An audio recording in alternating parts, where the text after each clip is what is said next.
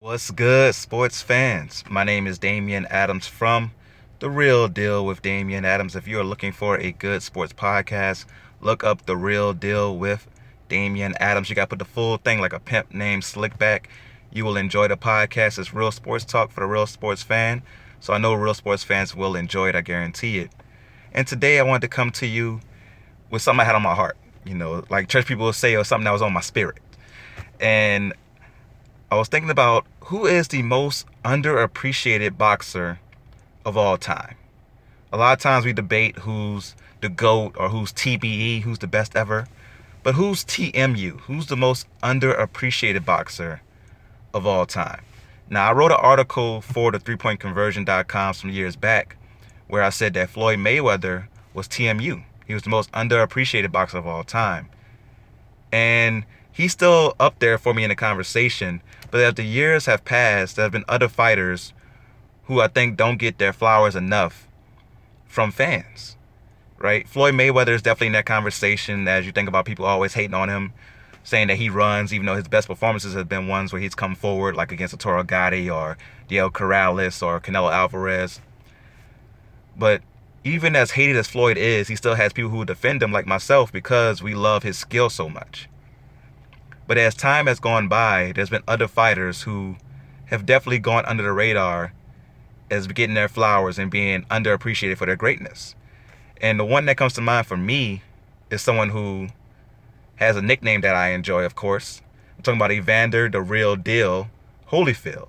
I think he's the most underappreciated fighter of all time. You think about what he did from 84 to about 92. Where he went through that whole period with no losses, undefeated in the cruiserweight division, beat some great cruiserweights during that time, probably the greatest cruiserweight fighter of all time, moves up to heavyweight, gets the heavyweight title, beats Buster Douglas after Buster Douglas beat Mike Tyson, defeats George Foreman, Larry Holmes, has one of the greatest trilogies we've ever seen with Riddick Bowe, and then this whole time he's living under Mike Tyson's shadow, right?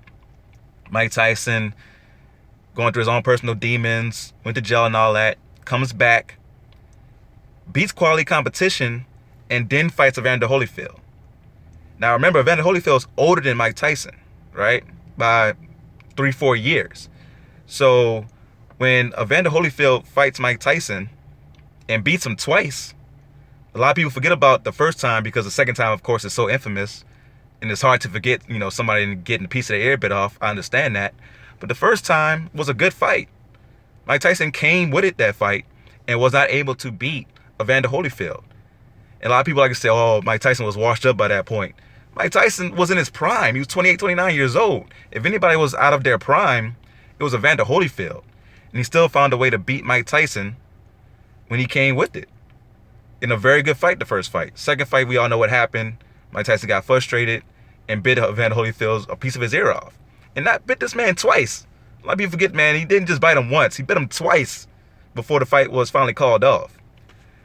And then he goes on to have a trilogy with John Ruiz. He had a draw with Lennox Lewis. You think about heart. You think about that combination of heart, skill, and power.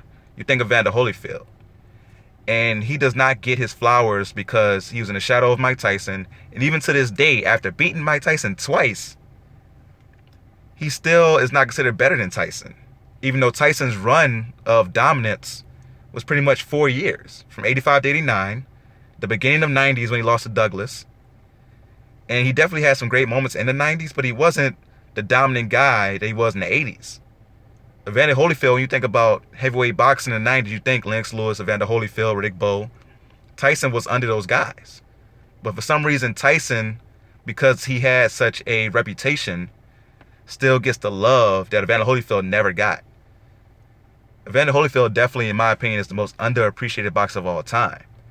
Who comes to your mind when you think about the most underappreciated boxers of all time? Please let me know in the comment section below. Am I tripping? Does Evander Holyfield does he get the love that he deserves on his boxing career?